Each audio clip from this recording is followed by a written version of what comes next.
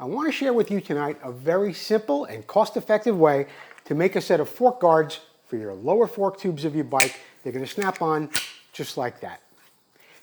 It's made of PVC. Now, when you go to buy this PVC, you want to make sure you get the right wall thickness. This is about 74 thousandths. So don't get PVC plastic pipe that's going to be really thick like they use for water.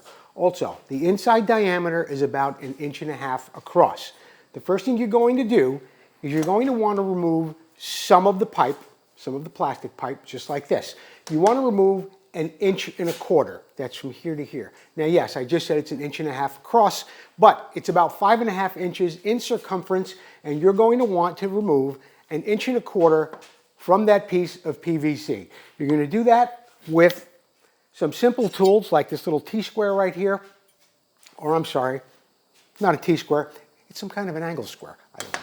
Also, a digital caliper like this might be handy as far as measuring the wall thickness. Also, for that 1.25 inches, you might want to use that. You're going to mark it with a Sharpie.